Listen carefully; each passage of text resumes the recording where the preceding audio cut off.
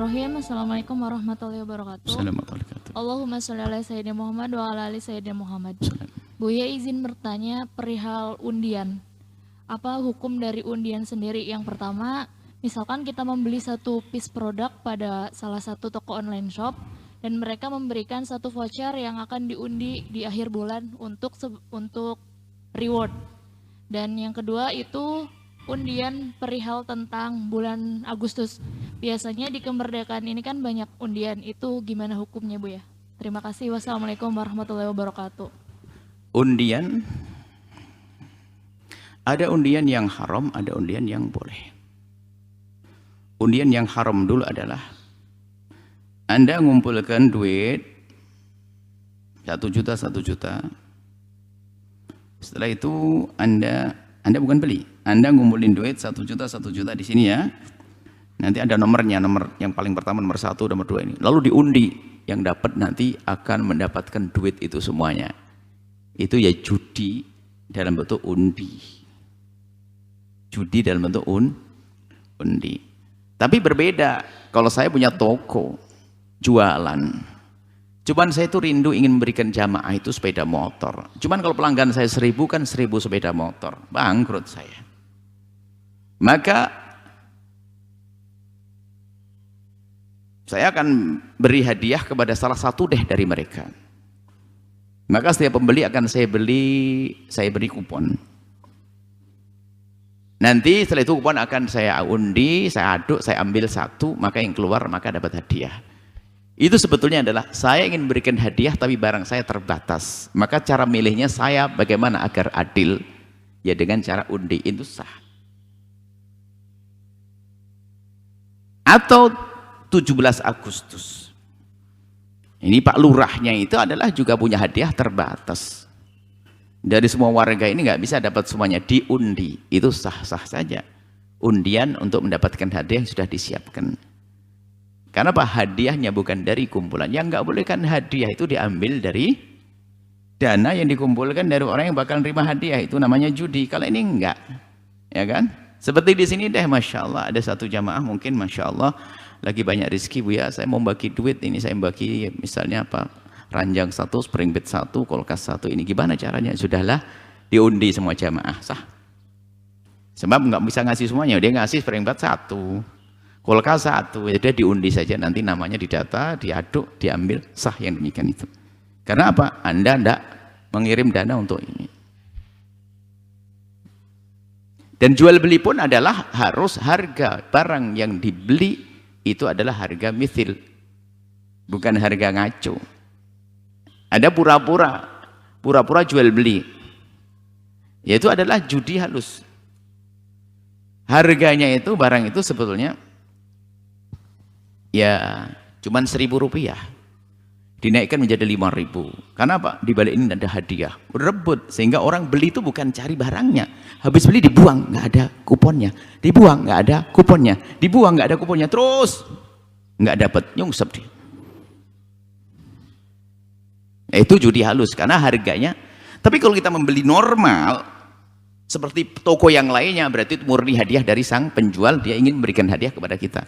Makanya tanyakan tadi, tokonya itu jualnya normal atau enggak gitu loh. Kalau jualnya dia angkat berarti orang ngejar hadiah itu saja. Kita masih ingat judi halus itu dalam bentuk paket mainan dan sebagainya. Mainan harganya tidak seberapa, dinaikkan sedikit, tapi orang beli semuanya, penasaran, dibuang, penasaran. Anak kecil lagi penasaran, wah penasaran, sampai nggak dapat, nangis. Ini dia anak kecil diajari judi. Semoga Allah menjaga hati kita semua terbebas dari judi. Jelasnya insyaallah. Allah alam bisawab. Syukur jazilan buat tersebutnya. Baik Bu ya, telah tersambung satu telepon, kami sapa terlebih dahulu. Assalamualaikum. Waalaikumsalam warahmatullahi wabarakatuh. Mari kita bersalawat terlebih dahulu Ibu. Allahumma sholli ala sayyidina Muhammad wa ala ali sayyidina Muhammad. Dengan Ibu siapa dan dari mana? Ibu Ica dari Tangerang. Masya Allah. Baik Ibu bisa bertanya langsung kepada Bu ya. Iya, assalamualaikum Bu ya. Waalaikumsalam warahmatullahi wabarakatuh. Ada satu yang mau saya tanyakan Bu ya tentang masalah zakat. Saya sebenarnya ada bingung antara 8 zakat kan untuk 8 golongan antara fakir dan miskin ini. Ada saya punya paman Bu ya di kampung. dia mungkin gak punya pekerjaan, anak juga nggak ada yang kerja, jadi penghasilan sehari-hari kadang dapat dari barokah Al-Qur'annya itu beliau diundang ke sana ke sini. Jadi mungkin makan seharinya itu cukup dari itu, bisa makan enak pun juga dari penghasilan itu Bu ya. Terus saudara-saudara yang di Jakarta tuh seperti bibi-bibi kadang kirim buat bayar zakat dari hasil mereka dagang atau apa tuh disalurkan ke paman itu gitu loh. Itu sah apa enggak ya Bu ya? Takut salah memberi zakat kami itu gitu. Baik. Bu ya. Masya Allah, terima Terima kasih. kasih Bu ya. Insyaallah. Assalamualaikum. Assalamualaikum. Semoga Allah mudahkan kita dalam bayar zakat dan dijadikan kita pembayar zakat, jangan penerima zakat. Baik, paman Anda adalah orang fakir karena nggak punya penghasilan yang lebih, bahkan hanya dimakan cukup kadang tidak. Dia golong fakir karena dia kadang-kadang ini ngandalkan dari, dan itu pun kadang cukup kadang makan enak, nggak berarti nggak ada standar, kecuali dia bekerja yang jelas penghasilannya adalah lebih daripada cukup, ada bisa ini. Sehingga kan dalam mendefinisikan kefakiran itu kan ada orang punya pekerjaan hanya cukup saja. Kalau cukup benar cukup, pekerjaan yang cukup, biarpun dia nggak punya harta, asalkan cukup untuk memenuhi kebutuhan keluarganya, disamakan dengan hidupnya masyarakat itu, bukan mencukup-cukupkan. Paham nih? Harus cukup. Misalnya di kampung itu umumnya orang sehari itu perlu 50.000 untuk suami istri dan 2 anak. Umumnya 50.000 untuk suami istri dan 2 anak, umumnya. Dan dia betul ada orang suami istri punya anak 2. Misal saja, ternyata penghasilannya 40.000, kurang berapa? 10.000, maka dia tergolong orang nggak mampu, fakir. Dia fakir. Kalau penghasilannya cuma butuhnya 50.000, penghasilannya ada 20.000, kurang dari separuh, namanya miskin. Ada sebagian membedakan antara fakir lebih parah. Kalau fakir itu lebih parah daripada miskin. Yang jelas pokoknya fakir miskin itu penghasilannya nggak cukup untuk orang normal.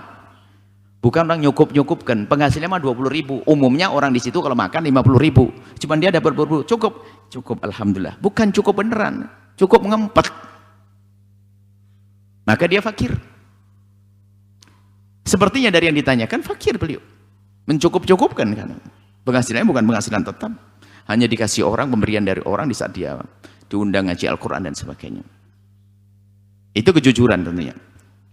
Kalau tanda orang ngasih hadiah ditabung sampai kaya raya, ya jangan dong, itu dusta dong. Nah, biarpun dia paman Anda, saudara Anda, dia berhak menerima zakat. Karena dia tidak hidup di bawah naungan Anda. Bahkan memberikan zakat kepada sanak, kerabat, saudara yang tidak di bawah naungannya jauh lebih bagus daripada kepada orang lain. Memberikan zakat kepada kerabat yang dia tidak di bawah naungannya, bukan hidup bersama.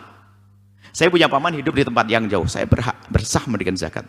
Tapi kalau paman saya jamin dalam rumah saya, nggak boleh. Jadi boleh, bagus. Anda berikan zakat kepada paman Anda yang terlihat secara zahir tadi dari cerita Anda, dia adalah fakir, nggak mampu, nggak punya penghasilan tetap, hanya itu saja, diberi orang, kadang cukup, kadang enggak. Boleh Anda berikan zakat.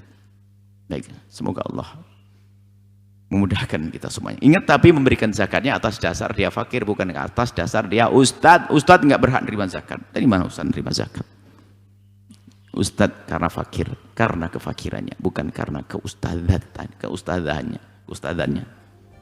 Saja Allah alam bisawab.